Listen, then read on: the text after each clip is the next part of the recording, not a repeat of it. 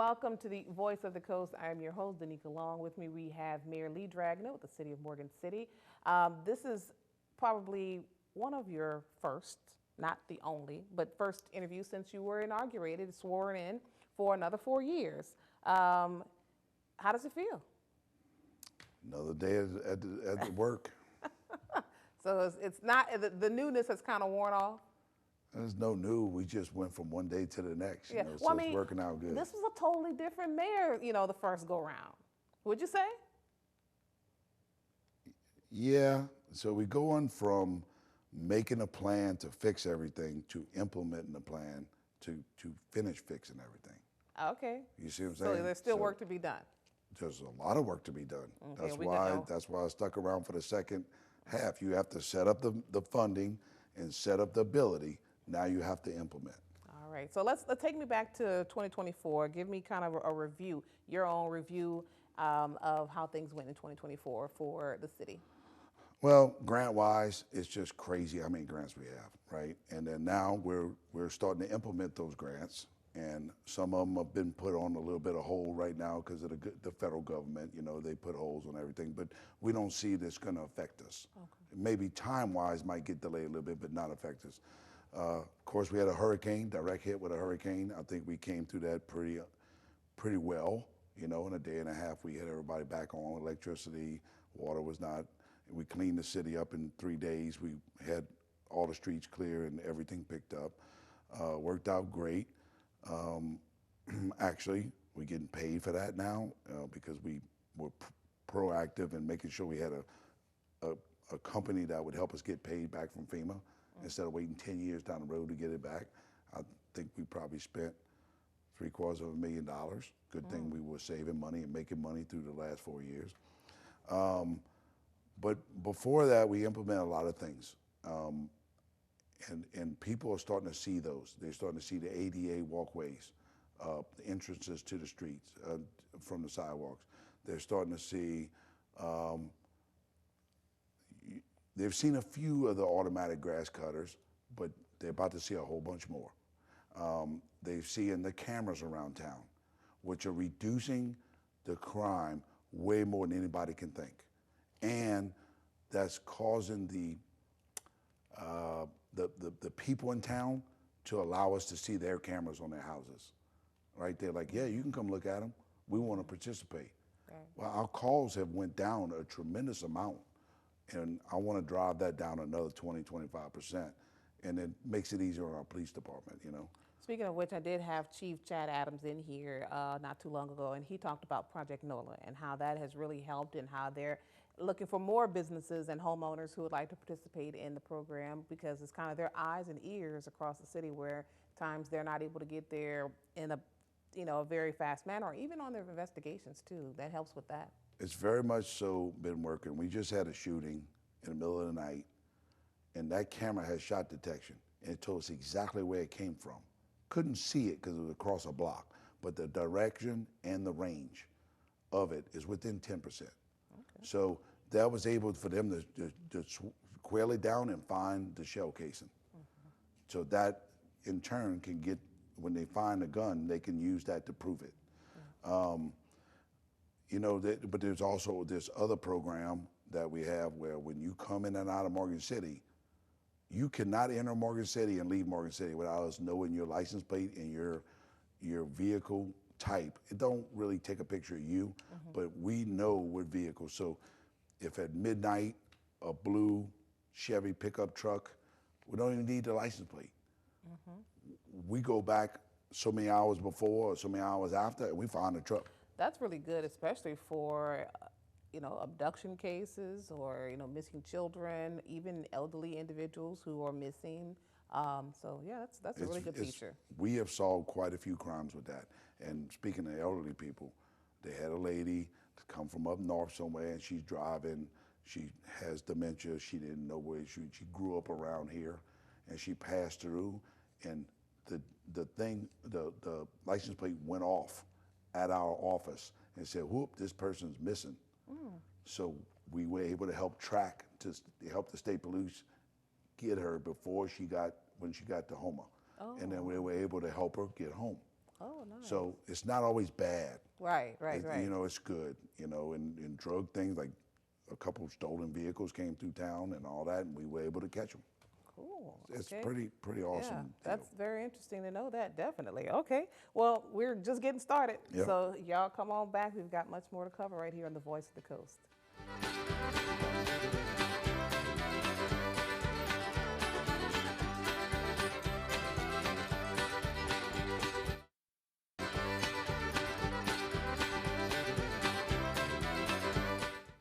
Welcome back to the Voice of the Coast. Let's get right back into it because time will definitely fly. One of the questions, this might be maybe a little personal, it's professional as well. You, I think maybe you love Facebook. Facebook is your go-to. I'd love to be your go-to, you know, Kate, but I know it's convenient. So tell me why go to Facebook? Because I know typically when things come up, you are Johnny on the spot. Well, With your lives, I'll say that, live yeah, video. the live. So the live has a different algorithm. It gets to more people, especially in the vicinity of it.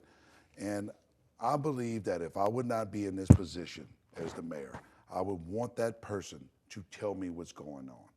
And that's all you hear from me is strict facts. You don't hear my opinion. Now, if I say it's my opinion, I'm gonna say it's my opinion, all right? Or this is what I'm gonna do. But as Lee Dragna, not as the mayor. But if I'm talking to you, 99% of the time it's about a situation that's happening, like the snow, like the storm, like a Christmas festival, things that you really need to know about. You will not see me do a live with my grandkids, who I love more than anything, or going boating or anything. I'm not gonna waste it because then you would not know that it's very important. And when you see me on live, 20, 30,000 people sometimes are watching this.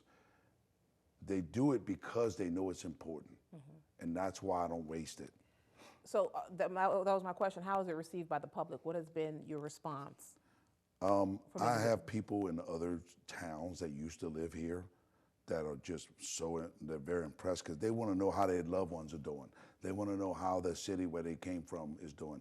And I have people like on the other side of the river all the way to Patterson and even Franklin, and they do come to me and say, and they say it on the Facebook Live, so it's not a private thing. Look, man, we get all our information from you. We don't have anybody giving us information. I'm not doing it for that reason. I'm doing it because if they're coming into Morgan City over the bridge, and they need to know what to expect on this side, or it's going to cause more headache for us. If there's an accident or if there's something happening on this side of the bridge. So are you getting more out-of-towners or more locals? Well, there's only 12,000 people in Morgan City, and probably only not even half of that on Facebook, and 30,000 people see it. You put two and two together on that, right? I've had a lot of people from up north, and most of the people are people that have family or have lived here, or just kind of snoopy. Okay. Just kind of snooping around. But very little bad things are said. Okay. Very, very little. Okay. And when people defend you on Facebook, I think that's a good sentiment. My mama would be proud of that. Okay. And they didn't have Facebook. She died 20-something years ago. They didn't have Facebook or nothing like that back then. They didn't have smartphones back then. And she would say, you know, they're defending you, so you're doing something good, you know. So that's just my theory on it. Let's talk about something that kind of during your first 4 years was kind of introduced, the pier at Lincoln Parkway. I was privy to seeing some of the drawings. They look fabulous. Look like it's going to be amazing. And I'm waiting. What is the status of this? How many square feet footage? I don't know how many square feet it is, but I think it's 650 feet long. Yes. It's big. It's basically a two-tiered deck with place for like bar, restaurant, / it would just be like kind of like a strip mall that looks like you're out in Florida or somewhere. Yeah, like a river walk or like a something. river walk, yeah. But it'll have a big area, deck area, to be able to sit around, lounge, listen to a band, something like that. So we worked on that for a while, and we had it drawn up, and we went to the federal government, a special program for that, and we won we were able to get the grant for it, and we're going through the paperwork in that grant right now. It's just, the federal government's slow. They just slow. Maybe they'll speed up. But anyway, we got the first section of it is $1.8 million, $1.85 million, and we were granted that. So we're just waiting on the paperwork. We already signed all the paperwork for the grant. We're waiting on them to tell us go to engineering for bid. Oh, man.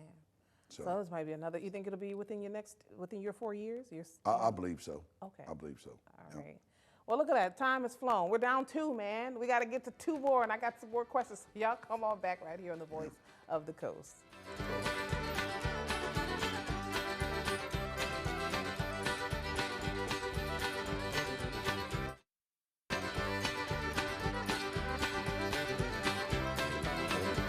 got it.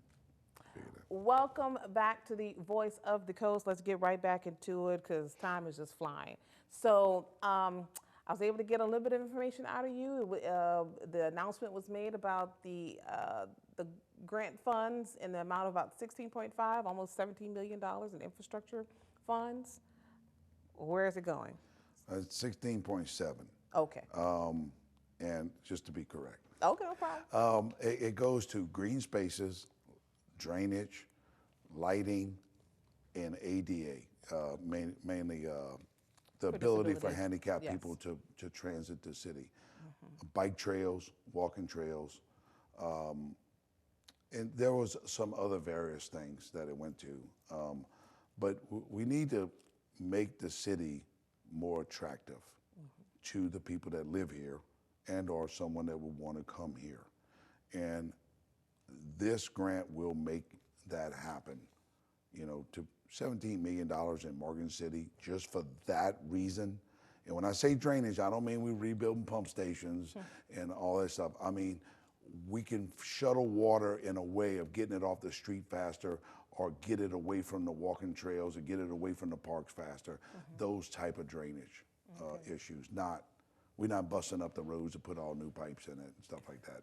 So again, just so I know, we're looking at some ADA compliant like street ramps on the concrete, on the sidewalks, right? And the sidewalks to be that way, meaning all this bumpy stuff got to go away. Lighting, right? We're doing some lighting, changing out, is it light heads? Street lights. Street light heads. Street lights, and if the poles are damaged or anything's damaged, they might run new wiring. Depends on what's damaged or what's not good, but we're going all LED, more efficient, much brighter. Brighter, yes. If you go look behind the tracks, we just had to redo that whole thing. So we said, let's try it out. Let's put all new. It's so bright. You can see for 3 blocks away. And let me tell you, lights really make a neighborhood. It really does. And you want it to be pretty bright because you'll be able to see. You feel safer. Well, also what we noticed is I ride around at night a lot on purpose. And I noticed that 25 years ago when they put this street light there, or 40 years ago, this big oak tree wasn't that big. And it needs to be moved over 25 or 30 feet. And just a much brighter light, it will get under that tree and it don't block it. We don't want to cut somebody's tree down. So we'd rather just move the light a little bit. And then of course some green space, right? What does the green space look like? So our parks need revamping, right? We need to, maybe it's not really green, but it's more safe. Take away the sand, take away put the rubber mulch, the rubber, the foam and stuff that's safer. We want to use the levees, since we've been cutting them more often, as green spaces for kids to play. So many people are using the bike and walking trails. That is crazy, but there's no place for their dogs to go at that point. And they got to go way over there by the lake for their dogs, right? We need a stopping point. We need benches. We need water fountains. We need, I'd like to have some of those workout things where people go walking in the morning. They do pull-ups and sit-ups and, you understand what I'm saying? It's kind of like a park, but it's for adults. Gotcha. And put one here and there. And I think the green areas would get used a lot more. They're beautiful. We just need to use them properly. Let's talk about, because, this is still winter, so we got a little time to summer, Lake and Park Rentals. And I say that because, well, it was once a company, Lake and Park Rentals, and the city acquired that, correct? We acquired the assets, not the company. We still use the name because it's Lake and Park, and we rent. Lake and Park Rentals. We don't have the LLC or the corporation, right? So it's still going to be run the same as far as the rentals and the chairs and golf carts and boats. Exactly the same. We've been prepping for the summer, but the golf carts have been renting every weekend. They're sold out every weekend, right? So they run in. The boats are prepped. They're ready to go. It's going to be the same. I'm pretty sure the pricing is either exactly the same or right around it. I'm not 100% sure Personnel about that. to run it? We have the personnel already in the park because they work in the park that weekend, mainly on the weekends. Okay. So we might hire one person extra on the summer, but that's about it. All right. We're going to take a short break. Oh, man. I think Quick. I'm going to be able to get Quick. some more questions in there. Y'all come on back right here on The Voice of the Coast.